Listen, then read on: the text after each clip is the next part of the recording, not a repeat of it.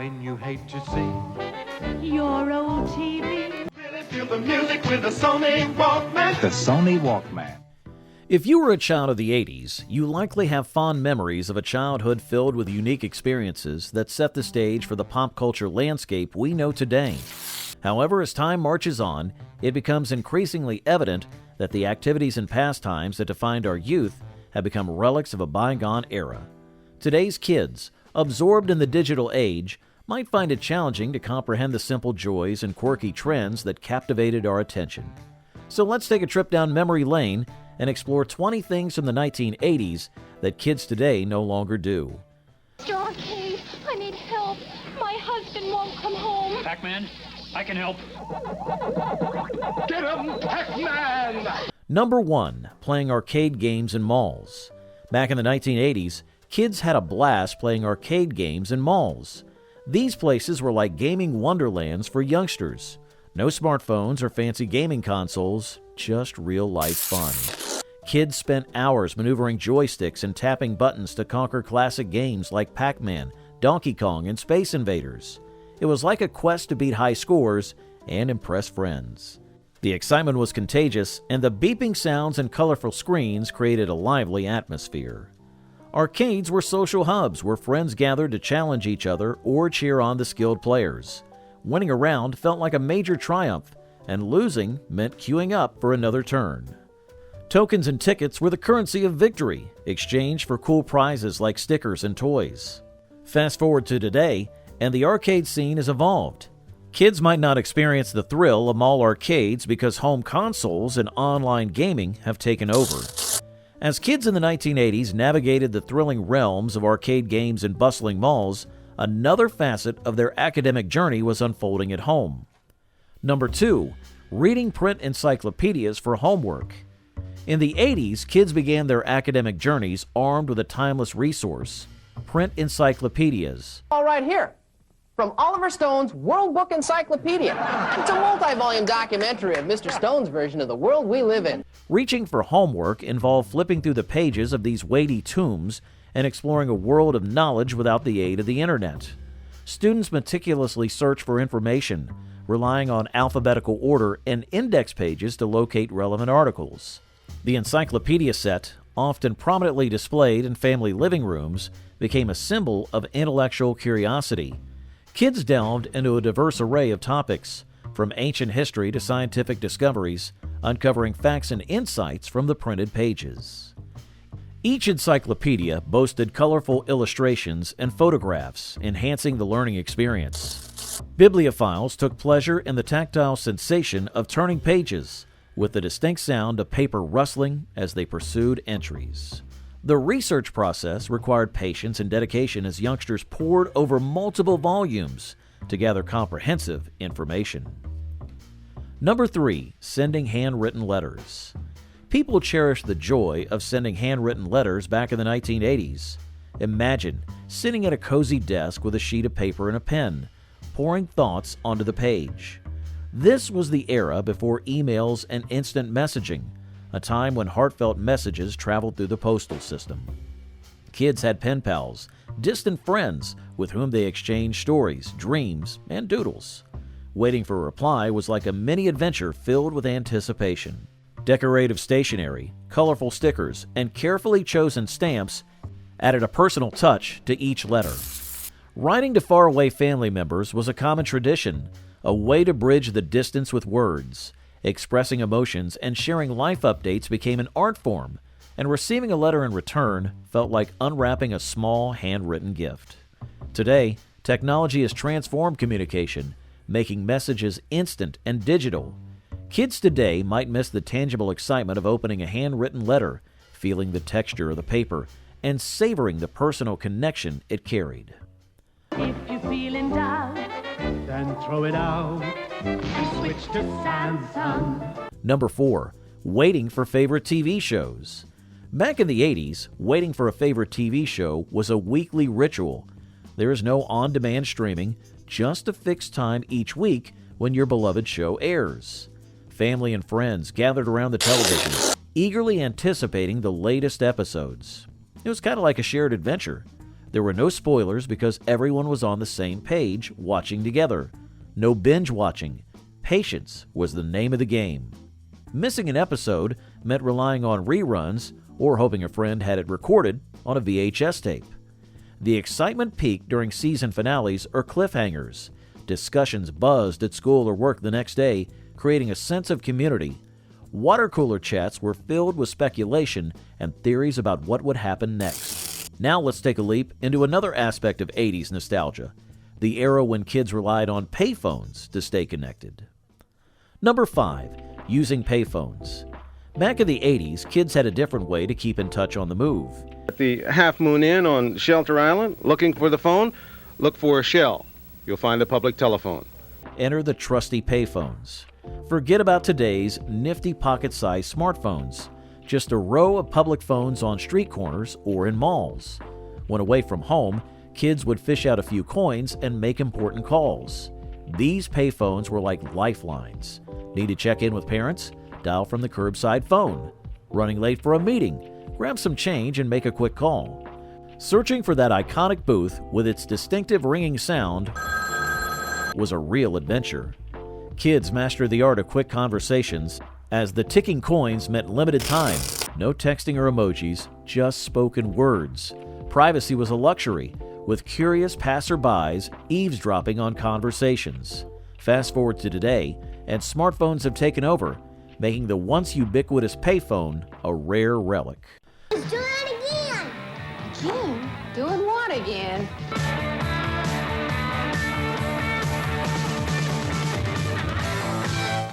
Number 6. Recording music from the radio. Kids in the 80s had a cool trick for capturing their favorite tunes from the radio. They used cassette tapes, like magic music boxes. When a rad song played on the radio, kids swiftly pressed the record and play buttons on their cassette players, creating a personal mixtape treasure. Unlike today's digital playlist, this was a hands-on affair. No clicks or swipes, just fingers on buttons. The struggle was real when DJs chattered over the beginning of the song. You had to time it just right. Sometimes you'd catch a bit of the DJ's voice, adding a touch of realness to your homemade music collection. Kids crafted these mixtapes with love, creating musical time capsules. They'd share them with friends, sparking mini parties or romantic gestures. It was like making a secret code of favorite melodies. Today, with streaming services and instant downloads, the art of crafting mixtapes from radio tunes might seem like an ancient tale, but for 80s kids, it was a sweet symphony of skill and joy. Number 7. Watching VHS tapes. In the 80s, kids had a movie night ritual that might sound strange today. Instead of clicking buttons on a screen, they ventured to video rental stores like Blockbuster, where shelves were stacked with colorful VHS tapes. These tapes held the magic of movies. Kids browsed the aisles, holding plastic cases with exciting pictures, searching for the perfect Friday night adventure. After choosing a VHS tape, they'd head to the checkout counter, feeling the anticipation of the cinematic journey about to unfold. Once home, they'd slide the tape into a VCR and press play. But here's the catch. No skipping scenes or instant access. If you missed a part, tough luck. Sometimes you even had to rewind the tape before returning it to the store. The joy of watching movies on VHS was like unlocking a treasure chest. The whirring sounds of the VCR, the fuzzy lines on the screen, it all added to the experience. As the rhythmic sound of cassette wheels echoed through the streets, the 1980s gave rise to a distinctive blend of entertainment and individual expression through the use of a Walkman. What a total sound sensation. Get yourself wired for sound with the Telmac Walkabout Stereo cassette player. Just slip into the featherweight headphones, pop in your favorite cassette, and you'll not only hear the music, you'll feel it all over. Number 8. Using a Walkman. Before tiny music boxes were in our pockets, kids rocked it out with a Walkman. It was like a magical musical buddy, a small cassette player that made tunes portable. People popped in their favorite cassette tapes, put on headphones, and strolled the streets in a personal concert. No Spotify, no Wi-Fi, just the rhythmic click-clack of cassette wheels. Kids had to flip tapes to hear both sides, making it a hands-on DJ adventure. Mixtapes were the stars, crafted with love and shared secrets. Walkman went everywhere. to school, on buses, and even while cruising on skateboards. It wasn't just a device, it was a fashion statement, strapped proudly to belts or peeking out of cool jean pockets. Today, with pocket-sized music libraries, the Walkman might seem like a museum piece. But for 80s kids, it was a groovy gateway to a world of personalized tunes, turning everyday moments into unforgettable soundtracks. Number 9. Riding bikes freely around the neighborhood.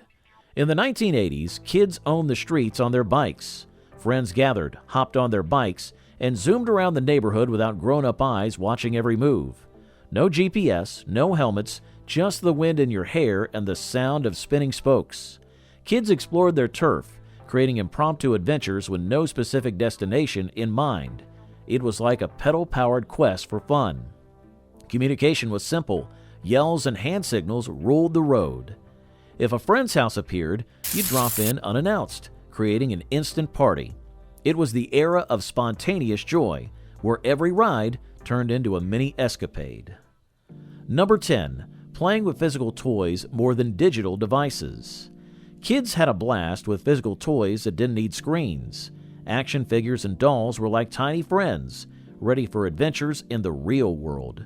You'd create epic battles between superheroes or invent stories with your dolls, using your imagination as the ultimate power. Board games were the go-to for family fun nights. There are no buttons to press, just rolling dice, moving pieces, and strategizing to conquer the game board. Monopoly, Scrabble, and Clue were like passports to a world of excitement with no batteries required. Unlike today's digital gaming, 80s kids had hands-on playtime. There were no pixels, just tangible toys and real-life connections. Kids would gather round, laughing and bonding over the thrill of board game victories or the drama of action figure escapades. Though digital devices now offer virtual play, there's a certain charm to the simplicity of those physical toys.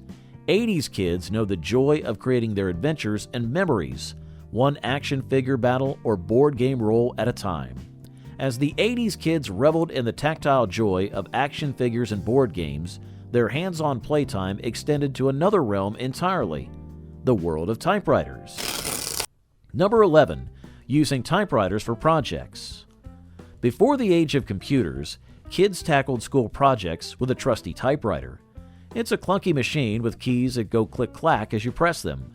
There's no delete button, just whiteout or correction tape for mistakes. Plays back from memory at 300 words a minute. Quicks can be upgraded. We won't have to buy typewriters every few years. 85 out of 100 said they'd want their next typewriter to be a Quicks. Typing on a typewriter meant precision and focus. Each key press imprinted ink onto paper, creating a satisfying rhythm as your thoughts materialized. There was no autocorrect, so accuracy was key. If you made an error, you had to start over or use correction tools, turning every project into a mini adventure. The sound of the typewriter was a symphony of productivity, echoing through homes and libraries. Kids would spend hours crafting essays and reports, feeling a sense of accomplishment as the paper gradually filled.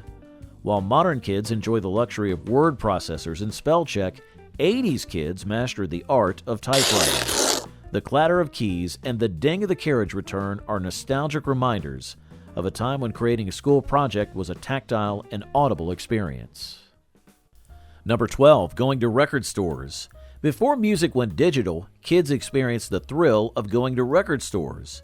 Imagine stepping into a treasure trove of tunes, rows of vinyl records and cassette tapes neatly stacked like a musical library. It was a haven for music enthusiasts. Record stores were like magical realms where you could explore new sounds and discover hidden gems. Kids would spend hours flipping through album covers, examining the artwork, and reading song lyrics. It was a hands-on adventure and a tangible connection to the music. The joy of finding your favorite band's latest release or stumbling upon an unknown artist's masterpiece was unparalleled. Store clerks with a passion for music became guides, recommending albums and sharing their expertise. The excitement of bringing home a new album, unwrapping it, and placing the needle on the vinyl or pressing play on the cassette player was a ritual of pure bliss. Number 13. Playing outside until dark. Back in the 80s, kids would play outside from dawn till dusk. No screens, just wide open spaces and endless adventures. Imagine bikes whizzing down the street, the thud of a bouncing basketball, and the laughter of friends echoing throughout the neighborhood. 80s kids embraced the great outdoors, concocting imaginative games and building forts from whatever they could find. There were no virtual worlds, just the real ones waiting to be explored. From hide-and-seek to kickball, every corner of the community became a playground. The streetlights turning on signaled the end of playtime, a universal cue to head home. Moms would call out from porches, and the collective hum of kids reluctantly trudging home filled the air. Dirty knees, grass-stained clothes, and big smiles were badges of a day well spent. Unlike today's digital distractions, 80s kids experienced the pure joy of unstructured play. The great outdoors was their canvas, and each day held the promise of a new adventure. As the day's adventures came to a close, kids didn't reach for screens, but embraced film cameras. Honey, what did the fireplace in the second house look like again? Why trust it to memory when you can trust it to Polaroid instant pictures? Number 14, using film cameras. Imagine a time when taking pictures was like a surprise party. In the 1980s, kids didn't have instant selfies. They used film cameras, like little magic boxes. When they snapped a photo, they couldn't peek at the screen right away. Instead, they would patiently wind the film and wait for the magical moment when it was time to reveal their snapshot. After capturing memories, they dropped off their film rolls at photo places like film fairies. The excitement bubbled up as they counted the days until the pictures were ready. It was like waiting for a present. There are no filters, no previews, just pure anticipation. When the developed photos arrived, it was a photo fiesta. Friends gathered to relive the moments frozen in time. Some shots turned out perfect, while others had unexpected quirks, making each photo a unique treasure. Number 15, playing in the woods or fields unsupervised. In the 1980s, kids had a blast playing in the woods or fields without grown-ups watching over them. No smartphones or tablets, just pure outdoor fun. Children today might be surprised to learn that we used to build forts from branches and leaves, creating secret hideouts. Imagine getting dirty, making mud pies, and catching frogs. That was the norm. We explored nature, climbed trees, and played games like tag, hide and seek, or capture the flag until sunset. Back then, there were no GPS trackers, but our parents trusted us to be safe. We relied on imagination, creating adventures without scheduled play dates. Finding wildflowers, chasing butterflies, or collecting rocks were our pastimes. No video games or fancy toys, just the simple joy of being surrounded by nature. These unsupervised outdoor escapades built resilience, fostered creativity, and taught us about teamwork. Today, kids might miss out on the thrill of unscheduled exploration, as many spend more time indoors. Number 16, making mixtapes. Back in the 1980s, making mixtapes was like crafting a musical love letter. Instead of playlists on streaming services, we used cassette tapes. Picture sitting by a cassette player, fingers hovering over the record and pause buttons on a boombox. Creating a mixtape was an art, a blend of favorite songs carefully chosen for a friend or crush. Kids today might not know the joy of meticulously planning each track, waiting for the perfect moment to hit the pause button to avoid recording the DJ's voice. We expressed emotions through song choices, signaling hidden messages or feelings. The mixtape was a personal creation, a tangible symbol of friendship or budding romance. Decorating the cassette cover with doodles or song titles written in colorful pens added a personal touch. It was a labor of love that couldn't be replicated with today's digital playlist. The anticipation of receiving a mixtape, pressing play, and hearing those chosen songs created a unique and nostalgic experience that resonates with those who lived through the cassette era. But now, let's shift our focus to another realm where treasures take the form of colorful cards featuring favorite baseball players, superheroes, or TV characters. Number 17, collecting trading cards. Collecting and trading cards was a thrilling hobby for kids back then. Imagine having a stack of colorful cards featuring your favorite baseball players, superheroes, or TV characters. Kids today might not know the excitement of tearing open a fresh pack, the crinkling sound of the wrapper, and the anticipation of discovering rare or special cards. Trading cards weren't just pieces of paper, they were treasures. Whether it was baseball, Pokemon, or movie-themed cards, each had its unique appeal. Trading sessions at school or with friends involved intense negotiations and strategic swaps to complete a coveted collection. The joy of organizing cards in binders, showcasing your prized possessions, and flipping through pages of glossy images created a tangible connection to the things we loved. Unlike digital collectibles, these cards were touchable, shareable, and had a distinct smell that added to the experience. The 1980s trading card craze was a social activity that brought friends together, fostering a sense of camaraderie and competition. What's yours? Your library card? With this card, I have access to 576,000 books, over 1,000 magazine subscriptions, and it's all free. Number 18. Using library card catalogs. Before the internet made searching for books a breeze, kids used a magical tool called the library card catalog. Imagine walking into a library and seeing rows of little drawers, each filled with index cards. These cards held the secrets to finding the perfect book. To search for a book, you'd approach the card catalog, flip through the cards alphabetically or by subject, and jot down the information about the book's location. It was like embarking on a treasure hunt, navigating the Dewey Decimal System, and decoding the catalog's language. Kids today might be surprised to learn that finding information took a bit more effort. We'd locate the book on the library shelves using the details on the card, feeling a sense of accomplishment when we finally laid hands on the sought-after title. The library card catalog wasn't just a tool, it was a gateway to worlds of knowledge. While today's youngsters enjoy the convenience of online searches, there's a certain nostalgia for the tactile experience of flipping through those index cards and discovering new adventures in the serene corners of the library. For that reason, skaters have abandoned the park in great numbers. 2 weeks ago, this corner was packed with people on skates. Now, only a few diehards are left. Number 19. Roller skating outdoors or at rinks. Roller skating emerged as a popular and stylish social activity for kids in the 1980s. Whether gliding through outdoor settings or dancing under disco lights at dedicated roller rinks, this recreational pastime captured the hearts of many. Outdoor roller skating became a symbol of freedom as kids cruised along boardwalks, sidewalks, and smooth pavements, showcasing their skills and enjoying the fresh air. Dedicated roller rinks added an extra layer of excitement to the experience. Neon lights, mirrored balls, and upbeat music created a lively atmosphere where friends gathered to roll to the rhythm. Roller discos became iconic events, blending the joy of skating with the pulsating beats of the era's music.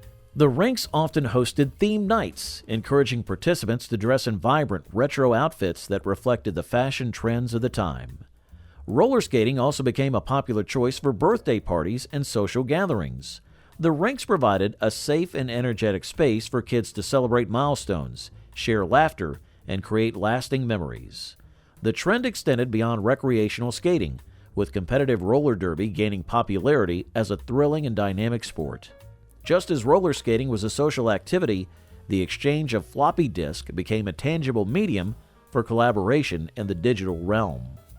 Why panic when you can rely on Maxell Super RD2 floppy disks? With their distinctive multi-layer liner, unique disk surface treatment, and dust-proof anti-static flex shutter. Number 20.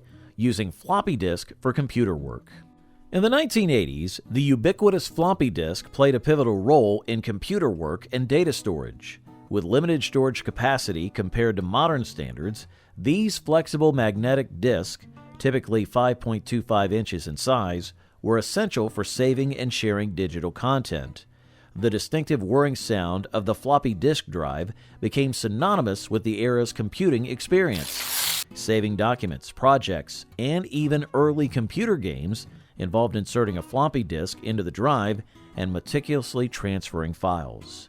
Users often had to manage their data across multiple disks due to limited storage space, creating a sense of organization and strategic planning.